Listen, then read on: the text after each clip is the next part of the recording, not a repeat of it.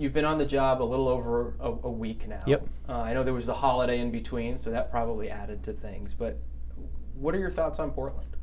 Yeah, I mean, it's been great to be in Portland. And I think that from the first interview to today has really been an opportunity to learn from both the community, the board, staff that are here.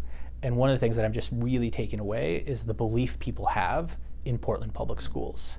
You know, when I was doing my interview and I got in the car with an Uber driver who was a graduate of Portland Public Schools, and he talked about how much he benefited from it, and what he's doing with it now in terms of his job and college.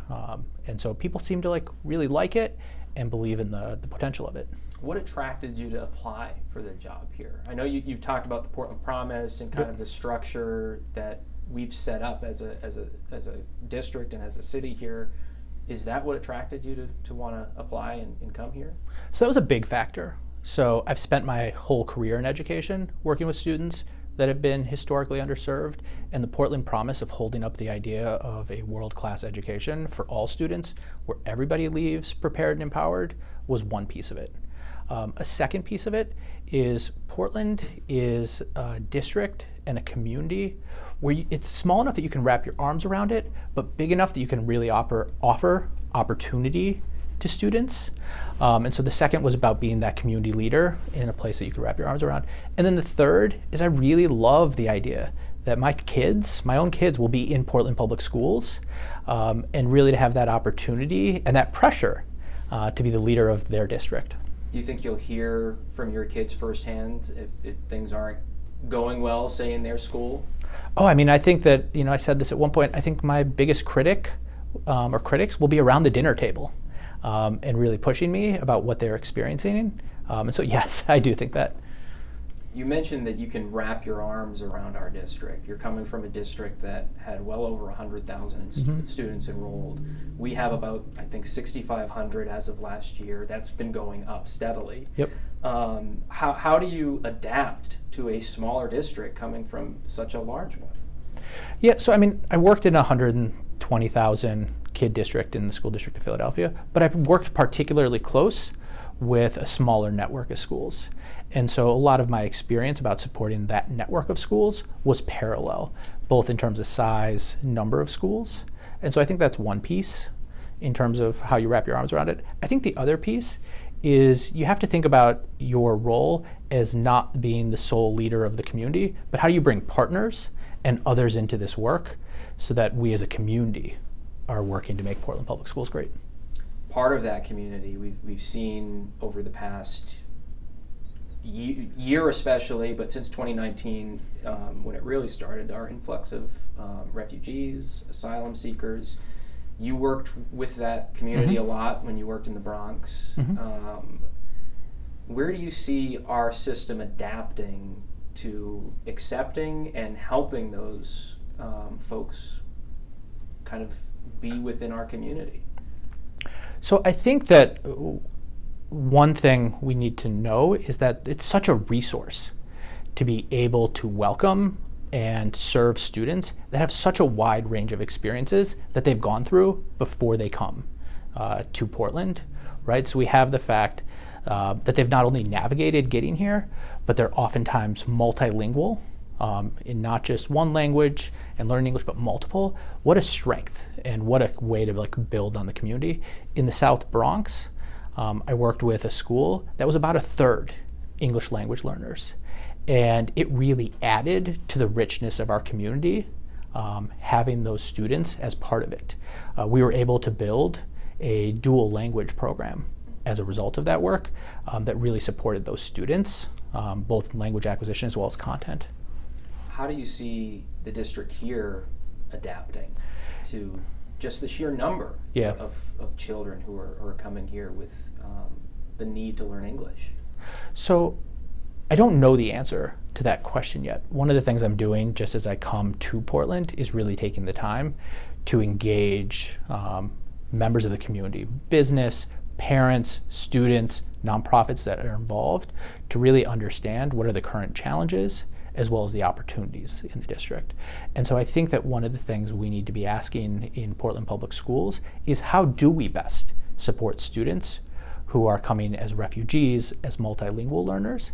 And one of the things that we may need to test or pressure test is whether it's just about doing what we previously did, but more of it, or if we need to think differently about what that support looks like because of the number of students.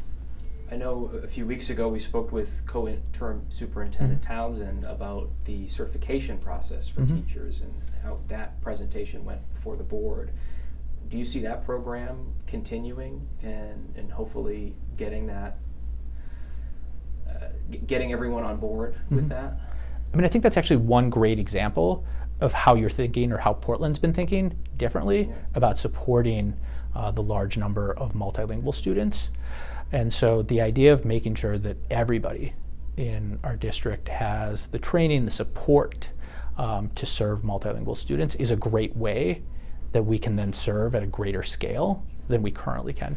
And so I do think it's moving forward. The question is, how do we do it in a way that provides staff both the training as well as the support, so it doesn't just feel like one more thing, but it feels like one thing to help them be even greater. I want to go back quick to the Portland Promise. Yeah. And the big part of that is the equity section. I think Portland Promise launched in 2017. We've obviously had the hiccups of COVID that have dealt with implementing all of the points of that plan. But where do you see us going over the next few years to hit all of what is included in that plan? So I think the Portland Promise still serves as that North Star, that end goal of all students being prepared and empowered, and that we're doing that by thinking about equity at the center of it makes a lot of sense. I think that what we need to do is look at the underlying strategies and key actions to make sure that they're still the right ones and that they make sense. And so the way I've thought about my entry into the district is around taking this time first to listen and learn, to understand what are the current successes to build on, as well as challenges, to then second, take that information, those key trends, and put together a cross-stakeholder group to look at the Portland Promise and the key actions that underlie it and see if we need to revise that strategic plan. Because as you pointed out, it is dated at this point. And then the third is, we know that we're going to be facing a challenging budget this year. And so that third stage is about making sure our budget is aligned to those key actions of the strategic plan. Do you expect to see a reduction in budget, or do you think that the district is able to grow within its current constraints? It's too early to say. I don't know. I know that across the country, school districts face a challenge because of the loss of ESSER funds.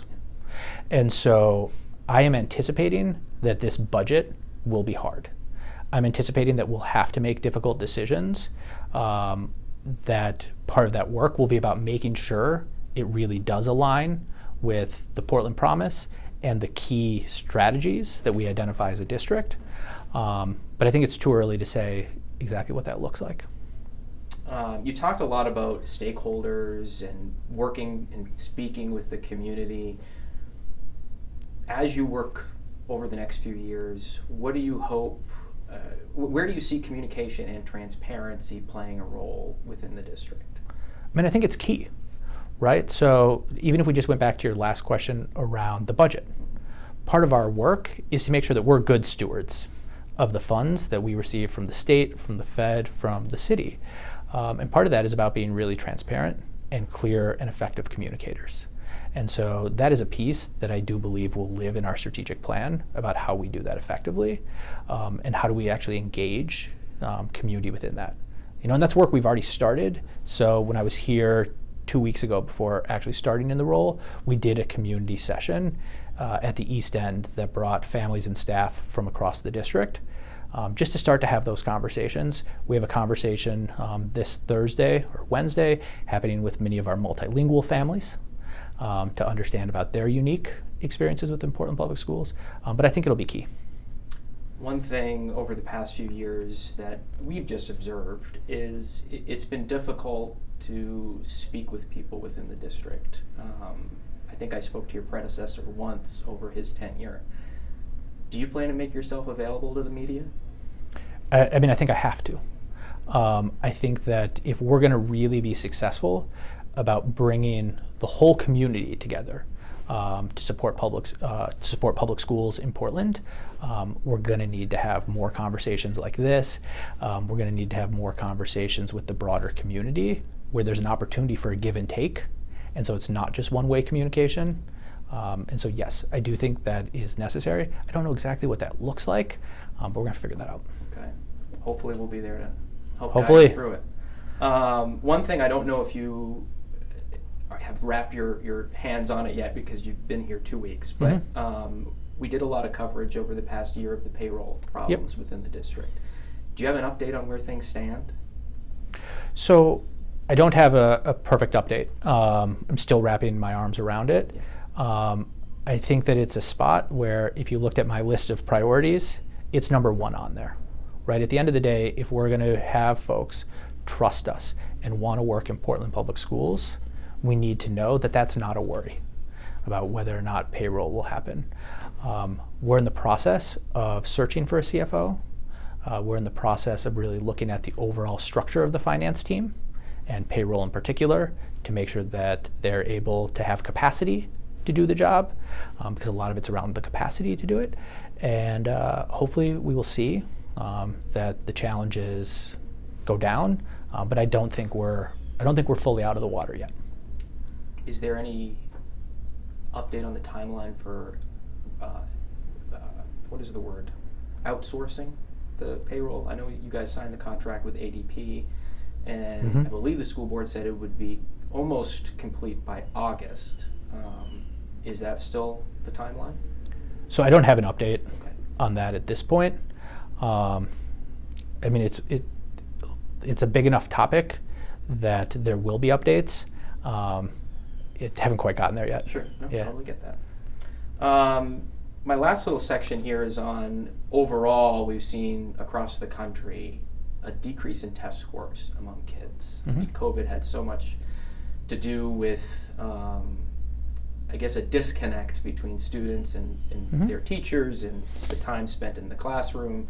Maine, across the board, was hit particularly hard in reading and math with some of the lowest scores that the state has ever seen. Moving forward, what do you think needs to happen to bring that back to where it used to be, or even better than where it used to be? Yeah, I mean, I think that at the end of the day, when I think about schools that we want students to experience, and that I want my own kids to experience, is a school where it's joyful, where they feel engaged and they're part of a community, and where it's rigorous, right? And so we need to have schools at all levels where students love going, where they're in classes that feels engaging, and where they're receiving that content that pushes their thinking and gets them ready. State tests are one measure of that. Post-secondary success is another, whether that's a living wage job, joining the military, going to college and being successful. And so for me, it goes back to the Portland tagline around prepared and empowered. We want students that when they leave us, they're ready to make decisions for their life and be successful. And so I do think we need to look at our overall school environment to make sure that it's joyful and that it's engaging. I have nothing to say that it's not, but for me, I want to make sure that that's there. And then second is really dig in on the academics to make sure that students are receiving that rigorous material and that we're tracking progress over time so that we know that when students graduate, they are ready.